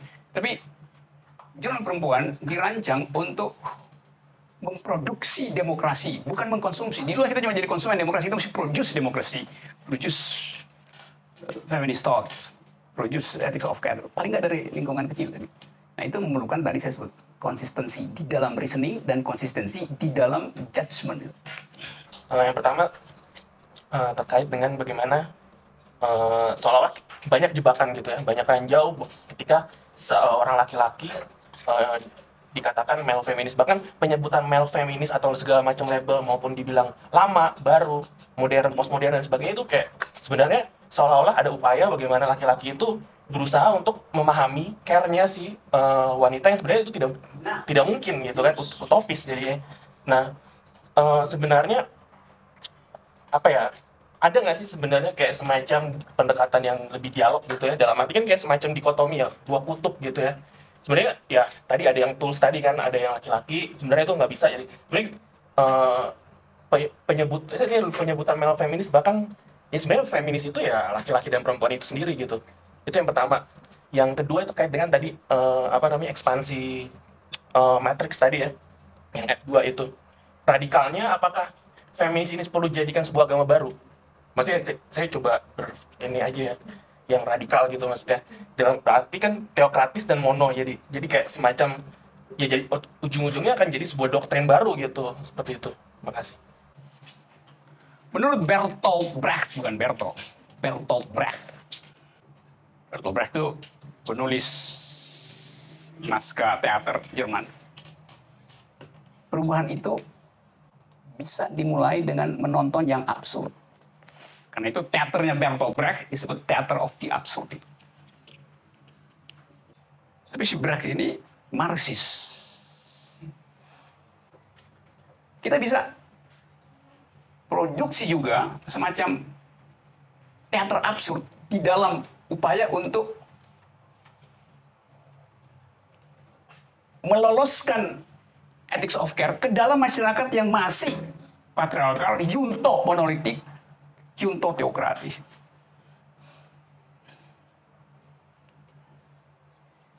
Kalau kita bisa misalnya memperlihatkan absurditas dari keadaan ini, orang bisa bilang, oke, kalau begitu ada alternatif. Bisa nggak Pak? Ya, jangan pikiran saya. Jadi kita mesti bilang ini absurd buat masa depan Indonesia nih, bagian ini. Termasuk tadi soal kebinekaan. Kan yang disebut kebinekaan artinya, bineka artinya jangan lagi pergi pada obsesi negara Islam itu. Nggak bisa you larang orang punya obsesi negara Islam. Sama seperti nggak bisa Anda larang orang punya obsesi jadi ateis itu. Kan itu ada di dalam episteme manusia itu. Bahkan itu hak asasi. Jadi punya aspirasi itu ya oke, nggak ada soal. Kan problemnya adalah kegagalan negara untuk menghasilkan pluralisme yang otentik. Itu yang nggak terjadi. Diam-diam juga ada orang yang berobsesi untuk punya negara Kristen itu. Ya cuma dia minoritas saja. Sehingga tidak upload. Diam-diam ada yang berobsesi untuk negara ini sebenarnya tidak punya agama itu. Apa yang salah di dalam obsesi itu? Bahkan negeri ini dari awal merdeka sudah dihuni oleh obsesi-obsesi ideologis itu. Syariat Islam itu adalah bagian dari perdebatan di dalam Pancasila. Sebagian dari founding person yang adalah laki-laki menginginkan Indonesia itu sistem kerajaan. Ada yang menginginkan Indonesia sistem kesultanan. Jadi kita dibikin takut untuk masuk di dalam debat pluralisme dengan menganggap itu tidak bineka. Lo bineka itu artinya anything goes itu. Kan itu yang terjadi. Nah, hal yang sama terjadi di kampus. Di negeri, di politik begini, di kampus juga begitu. Kurikulumnya standar, nggak boleh ada dosen yang punya imajinasi untuk masukin kurikulum lain gitu. Loh, kurikulum dunia itu berubah setiap 2 detik. Dosen yang gagal buka YouTube hari ini, itu langsung jadi bego besok tuh. Gitu kan? Jadi kebinekaan itu, NKRI harga mati, Pancasila. Nggak ada yang harga mati. Di dalam dunia yang hermeneutis hari ini, tidak mungkin ada harga mati. Jadi, dipolitisir semua kan jadinya. Itu yang bikin IQ bangsa ini setiap 10 menit turun 10 poin. Kalau ada pejabat ngomong, apalagi presiden ngomong, drop IQ-nya. Karena nggak ada tadi counter feeling forces, ideas di dalam masyarakat. Nggak ada. Jadi ada kritisisme yang berhenti dalam publik kita. Karena feudalisme masih kuat segala macam. Pers misalnya, ini Presiden Jokowi bawa keluarga, pers tuh nggak bicara tuh. Loh, itu standar etik di dunia itu nggak bisa Anda bawa keluarga di dalam kunjungan kenegaraan. Masa G20 dihadiri oleh keluarga, nggak bisa. Pakai pesawat komersil biasa. Tapi kan nggak ada tuh pers ngomong tuh. Sementara dalam soal lain ribut itu kan. Jadi ada semacam, saya sebut aja, saya cari istilah yang enak ya. Semacam kedunguan permanen. Iya, ada publik itu. Mau siapapun, siap. Maka yang ribut sekarang adalah anak presiden ngomong besok. Justru itu diributin oleh pers. Ya ilah, itu bercanda kecil begituan, bercanda anak-anak diributin kan. Dianggap penistaan. Apa itu? Jadi kontroversinya, you lihat itu kan. Jadi, isu yang sebetulnya sepele. Jadi YouTube setiap hari orang ngomong begituan tuh. Ngapain? Dulu polisi mulai periksa itu sekali. Akan kita periksa, ngapain polisi komentar akan kita periksa? Orang bercanda di YouTube ya udahlah. Saya cuma kasih ilustrasi tadi tentang kedunguan permanen yang menyebabkan ini makin membesar. Nanti dia ini bisa begini nanti nih. Tuh, karena gini, maka tinggal segini nih.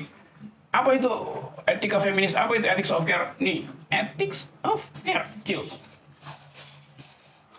Nulisnya pun nggak bisa dibaca tuh kan. Jadi saya katakan tadi bahwa kita mesti kasih tahu ini absurd itu. Tadi saya kasih contoh tuh bahwa isu publik menjadi absurd karena fungsi pers untuk menghasilkan ethics of care pada the citizen nggak berlangsung. Akademisi juga begitu, universitas juga begitu. Di mana-mana juga dosen-dosen bodoh di UI banyak banget sekarang. Hanya karena politik Jakarta dosen jadi bodoh, bukan bodoh sebetulnya, makin bodoh itu. Emang dasarnya udah bodoh. Gitu. Pers juga begitu, redakturnya bodoh-bodoh tuh. Kalau saya ngomong begini, arogansi laki-laki lagi ya. Enggak, ini saya stating the fact. Kayak ada yang lain? Oh, oke ada. Ya, silakan. Oleh gerakan feminisme yang perempuan di Korea itu, beberapa feminis yang saya kenal mengkhawatirkan male feminis hanya akan menjadi tools bagi laki-laki untuk kembali meminggirkan perempuan dan mengekspansi ruang-ruang feminisme.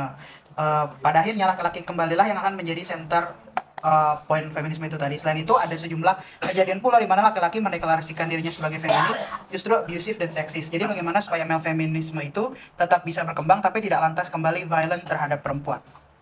Ya, itu yang terjadi juga di belahan bumi yang lain, mencurigai pseudo male feminis dalam upaya untuk ngepung isu feminis. Di beberapa negara yang mengalami booming ekonomi, muncullah yang disebut beauty industrial complex itu. Beauty industrial, BIC, kompleks industri kecantikan itu. Yaitu semacam persekongkolan antara talk show TV, dokter kulit, dan perusahaan farmasi. Itu disebut beauty industrial complex. Jadi kecantikan itu disponsori untuk dijadikan fasilitas promosi dengan mendesain khusus parameter-parameter kecantikan. Nah, dalam banyak studi beauty industrial complex itu adalah produk dari sistem berpikir patriarki. Karena normanya diatur oleh standar laki-laki. Operasi hidung juga adalah parameter yang bisa dipakai untuk masyarakat Korea tentang apa yang disebut beauty industrial complex itu. Sementara di negara yang lain, pria justru ingin memperpendek hidungnya yang terlalu mancung itu karena mengganggu secara anatomi mungkin mengganggu. Jadi standar kecantikan itu juga bisa sama dengan standar kesehatan, bisa dimain-mainkan oleh kalau tadi di beauty industrial complex oleh farmakopolitik tingkat dunia tuh. Tadi saya kasih contoh soal kolesterol misalnya. Nah itu kan kita mesti lihat apa itu hak misalnya kalau si perempuan bilang ya saya berhak untuk mengatur tubuh saya. Iya tentu ethics of right bilang begitu. Tapi kemudian yang diuntungkan di dalam praktek itu adalah beauty industrial complex dengan tetap mempromosikan standar laki-laki dalam mengukur kecantikan. Saya nggak tahu apa itu tadi fenomena di Korea Selatan menurut Ayu yang menyebabkan ada semacam pesimisme untuk menghasilkan atau the revivalism of feminist ethics dalam masyarakat Korea tuh. Atau ada faktor yang tiba-tiba tadi saya pakai istilah menjadi absurd karena satu peristiwa politik kecil. Misalnya Perdana Menteri Korea yang adalah anak dari Park Chung-hee yang kemudian ditangkap karena korupsi itu. Anak dari pemimpin otoriter Korea Park Chung-hee dulu. Yang memang membawa Korea pada semacam stabilitas sehingga ekonomi bisa tumbuh tuh. Tapi kemudian anaknya memanfaatkan jabatannya dengan teman perempuannya untuk memeras beberapa korporasi besar di Korea tuh. Nah, sekarang dia dituntut hukuman seumur hidup. Saya nggak tahu apa itu masalahnya, tapi secara umum saya mau mengatakan bahwa male feminis bisa jadi tempat persembunyian dari arogansi baru.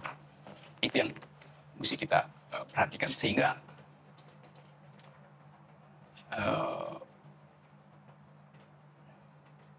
kan sama misalnya begini, saya kasih contoh ya. APBD misalnya, anggaran pendapatan dan belanja daerah tuh, dianggap sudah sangat feminis bila udah dimasukin kata ini udah mengalami analisa gender itu. Karena mesti comply dengan sistem internasional bahwa anggaran sekarang harus berbasis gender. Oleh karena itu diperlihatkanlah bahwa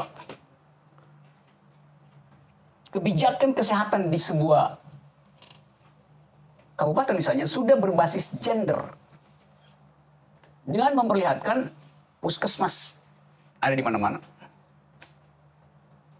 Oke, sekarang kita analisis satu persatu. Public policy memang berbasis gender dibuat demikian. Tetapi akses ke puskesmas itu masih pakai jalan berbatu. Jadi buat apa bikin puskesmas? Kalau untuk bopong ibu hamil itu pakai bak terbuka dan jalan berbatu, dia keguguran 12 kali. Karena perspektifnya hanya mau mengatakan sudah ada puskesmas di sebuah daerah. Terus kalau ibu lagi hamil, kan jalannya kan mesti mulus. Nah itu yang saya katakan tadi, public policy-nya tidak compatible dengan social policy itu. Sama seperti kalau suami Anda misalnya, kalau si suami bekerja dia BPJS, terus dia sakit masuk rumah sakit, maka negara membayar, ya kan? BPJS kan bayar. Iya, 3 bulan dia di rumah sakit dibayar negara, oke bagus. Tapi 3 bulan dia pulang rumah, istrinya udah jual rumahnya tuh. Ya karena dia masuk rumah sakit diongkosin, nah yang di rumah nggak diongkosin negara. Kan ngaco polisi itu kan. Jadi hanya dipikirkan satu aspek, karena dia sakit negara biayai.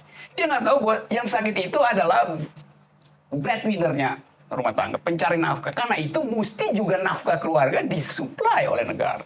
Kan kegunanya dia keluar sehat terus istrinya bilang rumahnya udah saya jual tuh. Karena 3 bulan kamu di rumah sakit, nggak ada ongkos. Jadi ethics of care itu dihitung secara komprehensif tuh. Bukan sekedar memperlihatkan bahwa udah ada fasilitas yang memperlihatkan kita udah care gitu. Iya care, tapi care yang sifatnya tadi utilitarian, bukan yang sifatnya feminist ethics, bukan feminist based ethics. Oke, ada yang lain? Ya. Coba untuk menantang dua tradisi etik yang ethic of rights dan ethic of caring. Ethics of rights ini kan basisnya fairness, sementara yang satu basisnya caring motherhood gitu ya. Nah, menurut teori ini, namanya moral intuition theory, itu dia dua tradisi etik ini didasari oleh tradisi kebudayaan individualistik yang lebih prevalen dalam kebudayaan Barat. Sementara di dalam kebudayaan Asia yang sebenarnya jauh lebih kolektivistik daripada kebudayaan Barat itu yang lebih penting daripada itu adalah tradisi ethics of loyalty, ethics of benevolent authority, dan ethics of sanctity atau purity. Di kebudayaan Asia di mana relasi itu lebih penting daripada individu itu dianggap lebih penting. Jadi kalau menurut Mas Rocky Gerung sendiri, kira-kira kritik teori ini tuh gimana ya? Maksudnya kalau seandainya kita berdiri dalam posisi ethics of care, gimana caranya untuk benevolent authority itu? Saya nggak pernah dengar istilah itu. Yang saya dengar adalah benevolent dictatorship. Dan justru itu yang disebut sebagai nilai timur yang dipraktekkan oleh tadi Park Chung-hee, dipraktekkan oleh Soeharto, dipraktekkan oleh Lee Kuan Yew. Yang disebut Asian values itu. Yaitu yang penting Anda jangan kritik pemerintah, saya akan jadi orang baik. Jadi kalau kita transformasikan psikologi itu ke dalam politik, jadinya adalah benevolent dictatorship. Dan itu yang diklaim sebagai sumbernya adalah Confucianism misalnya. Loyalty, oke, loyalty, tetapi jangan kritik karena pemerintah knows better. Nah, ethics of care dasarnya awalnya adalah relasi antarpersonal tuh. Ethics of care dasarnya waktu disusun oleh Carol Gillian misalnya di dalam buku itu In a Different Voice, dia kemudian berupaya untuk mengekspansikan yang sifatnya relasi personal itu, caring secara personal, mau diupload menjadi yang sosial itu. Nah, karena itu kemudian feminis menganggap bahwa ada potensi untuk dipraktekkan menjadi public ethics. Karena itu kita ada di sini. Jadi selalu origins dari satu pikiran secara hermeneutis bisa dipakai untuk menerangkan yang lain. Nah, saya tidak menganggap bahwa yang disebut loyalties di dalam masyarakat timur itu sama dan sebangun dengan istilah loyalties di dalam masyarakat barat. Loyalties dalam masyarakat barat artinya ada cross-cutting loyalties. Saya terangin nanti ya. Sementara dalam masyarakat timur, loyalties itu adalah unsur primer dari feudalisme itu. Let me explain the details.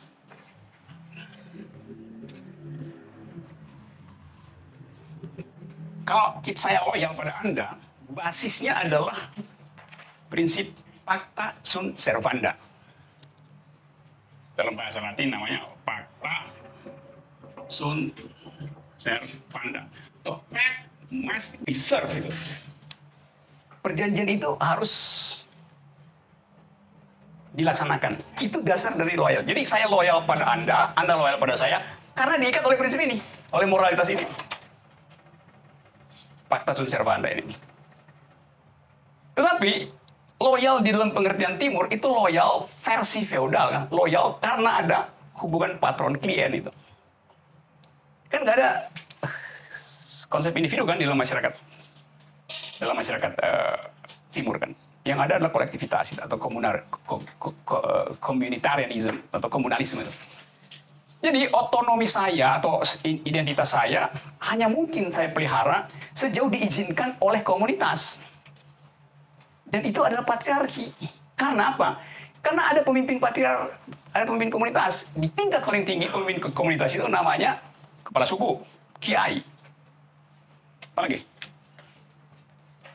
Yang nggak bisa kita tuntut pertanggungjawabannya berdasarkan prinsip pacta sunt servanda. Kenapa? Karena saya tidak bikin perjanjian dengan dia, saya terikat pada proteksi dia tuh, maka saya loyal pada dia. ethics of care bukan di dalam rangka itu. Nah, benar tadi yang dikatakan kawan tadi bahwa iya ada orang yang menganggap bahwa laki-laki itu mengatakan saya ethics of care loh, kenapa? Kan gue peduli banget sama lu. Lu kemana-mana gue jemput gitu. Jadi dia, lu bikin skripsi, gue bikin. Yang penting kan ada semacam dalil. Kan? Sebelum literatur, gue colong bagian palsu di lips. Apa itu? Gitu-gitu. Ya, lips scan. Nah, jadi benar yang Anda sebut tadi, bahwa di psikologi, ya kan Anda pakai istilah psikologi, maka seolah-olah istilah loyalties itu tidak bermasalah. Tapi karena saya mau uraikan itu dari sudut ada political screen, ada tirai politis di situ. Saya terusin dulu ya, dikit ya. Joe. Ini saudara Joe, ini saudara Rocky, ini saudara Abi. Abi seorang feminis. Rocky, padahal saya yang mau feminis, tapi nggak bisa lagi kan Abi bilang. Saya seorang ateis. Joe seorang Dayak. Wajahnya mirip wajah komunitas Dayak. Maka si Joe bikin partai Dayak. Saya bikin partai ateis. Abi bikin partai feminis.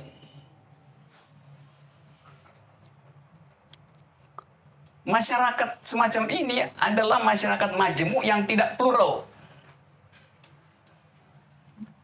Ethics of care nggak bisa tumbuh di sini. Ethics of care hanya bisa tumbuh kalau dalam pemilu nanti si Joe yang orang Dayak tidak memilih pimpinan Dayak, tapi memilih seorang feminis. Karena dianggap pimpinan saya patriarkis misalnya.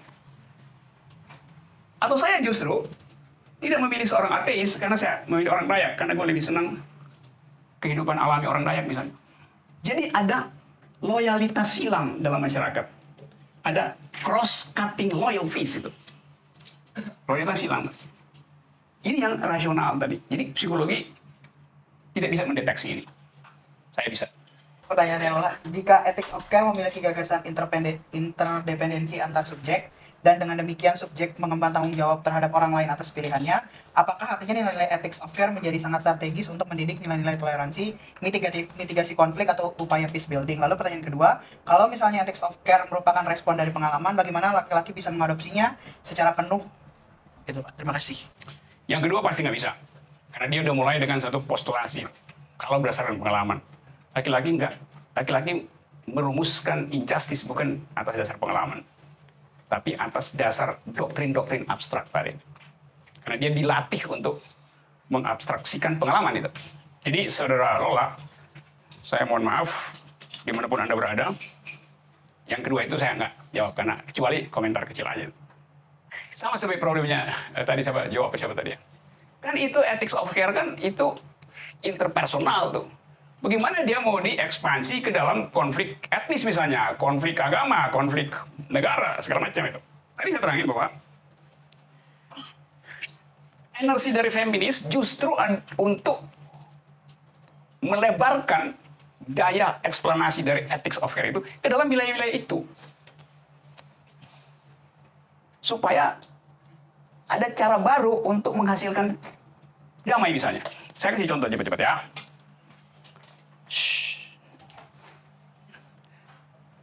Konflik antara rejim Nicaragua yang kiri dan pemerintah pejuang Nicaragua itu, Sandinista ya, yang bertahun-tahun nggak bisa diselesaikan karena perundingannya gagal melulu. Karena yang ditaruh di situ adalah dua orang yang dua-duanya punya massa itu. Kalau kita pakai dalil ethics of care, ini kan ada arogansi pejuang Sandinista misalnya tadi dengan pemerintahan militer.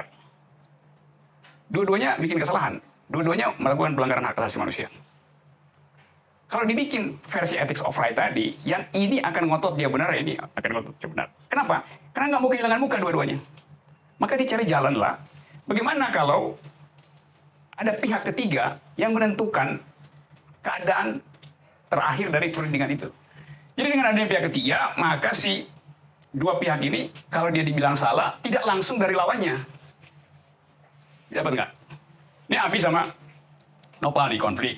Dia akan lu salah. Tapi kalau saya yang bilang, ya lu ada salahnya, dia ada benarnya, lu ada benarnya, dia ada salahnya.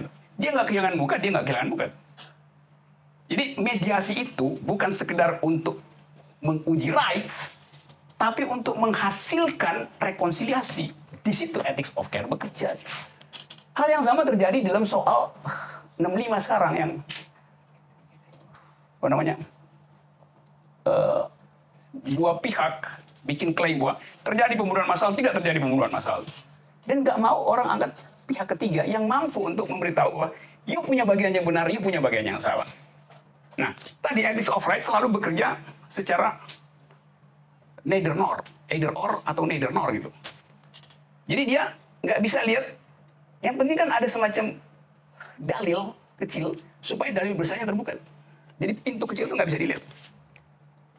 Nah, ethics of care yang semacam itu hanya bisa dilakukan oleh mereka yang mengalami injustice in optima forma. Dan saya katakan tadi, hanya perempuan yang mampu merasakan bahwa injustice itu ada di dalam sistem, bukan di dalam individu. Karena itu ethics of care bisa dipakai, saudara, untuk dijadikan standar penyelesaian masalah. Dan itu fungsi LSM seharusnya jadi bagian dari politics ethics of care. Tapi sialnya LSM sekarang ada di pihak negara, itu masalahnya kan. Sehingga dia nggak bisa lagi, bukan sekedar independen, otentik untuk menghasilkan dalil gitu. Orang nggak percaya. Bisa gitu ya? Ada yang belum bisa jawab ya? Jadi bisa dipakai itu. Dan memang itu maksudnya ethics of care. Teorinya begini nih. Ethics evolve. Jadi ethics itu bukan sesuatu yang given pada satu situasi itu. Dulu perempuan nggak punya hak suara, tapi kemudian dia dapat. Dulu orang kulit hitam dianggap sebagai non-human, tapi kemudian dapat hak. Jadi ada kemajuan peradaban, ada kemajuan rasionalitas, ada kemajuan care terhadap soal-soal. Nah sekarang ada feminist ethics, ada environmental ethics, ada apa namanya animal liberation, animal ethics, macam-macam. Sehingga mungkin satu waktu nanti ada etika untuk benda mati, untuk benda padat.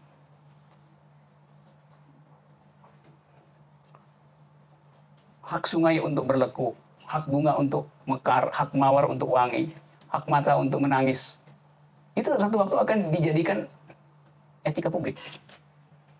Kalau hak mata untuk menangis berarti you nggak boleh ada tisu di atas meja itu. Karena air mata ada fungsinya, yaitu membuat lembab pipi itu. Ya kan digini-gini kan. Ya ilah tuh, justru biarin dia mengalir supaya lu nggak perlu foundation, pelembab alami kan air mata. Sama seperti orang korek kuping lu tuh keluarin. Lu itu fungsi dari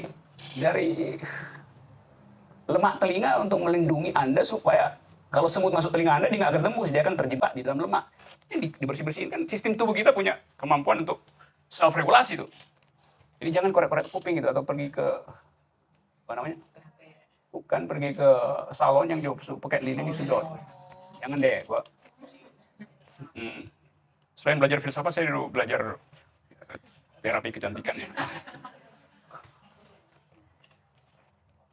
Oke, jadi itu soalnya. Saudara-saudara. Ada soal lain masih ada berapa? 15 menit, 10 menit. 10 menit ada yang lain sebelum kita review. Kepedulian ini kan datang sebagai kritik dari etika keadilan. Jadi sebenarnya yang mau saya tanya, apa itu harus dilihat secara dikotomis gitu, atau apakah ethics of care ini sebagai pengganti atau lebih melengkapi dari etika keadilan? Dia bukan melengkapi juga bukan mengganti. Dia memanfaatkan sebetulnya ethics of right untuk semacam tumpangan untuk menghasilkan etik yang lain tuh. Sama kayak gini nih, kayak apa namanya, roket. Ini roket peluncur, ini ada satelit. Satelit kan numpang di atas roket. Di titik atmosfer tertentu, roket ini harus kehabisan bahan bakar supaya dia jatuh dan satelit ini masuk ke wilayah stasioner. Kan dia nggak boleh nempel terus kan. Jadi diatur demikian rupa supaya ethics of right, kehilangan bahan bakar, berhenti, dan ethics of care, bekerja. Kira-kira begitu. Saya nangkap ya. Sama kayak ini ya, yuk pakai parfum gitu kan. Kan biasanya orang pakai parfum dia semprot di sini nih. Laki atau perempuan. Sering parfumnya mahal, tapi akibatnya justru bau busuk.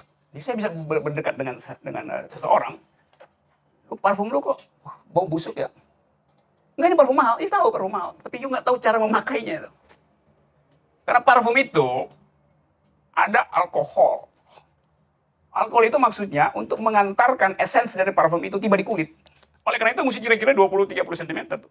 Supaya alkoholnya jatuh sebelum parfum itu tiba di kulit. Anggap nggak?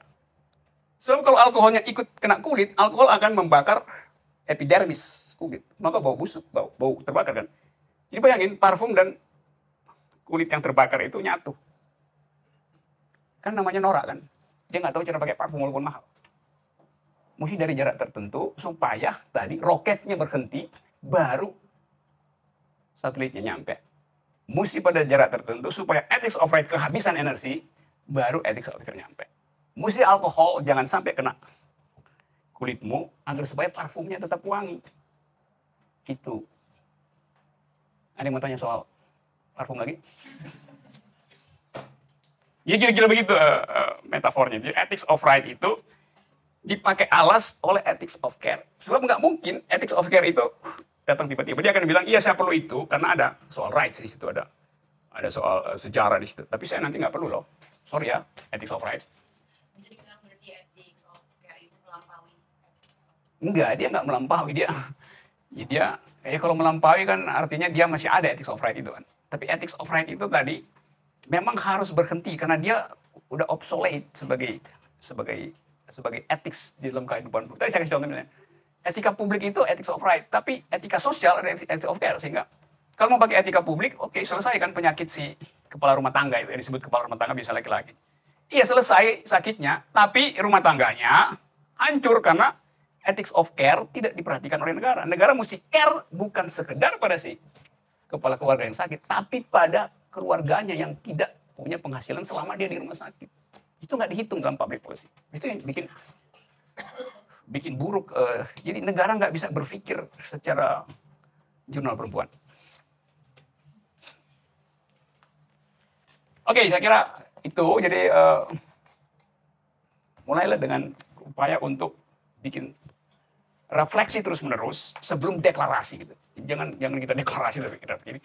Refleksi adalah cara yang bukan cara paling baik, cara yang paling unik untuk bermesraan dengan ethics of care. Supaya kita dapat. Jadi memang mesti ada kemesraan di situ supaya kita tidak sekedar merasa paham secara teoritis, terlatih secara akademis, tetapi defisit di dalam moral ethics. Assalamualaikum warahmatullahi wabarakatuh.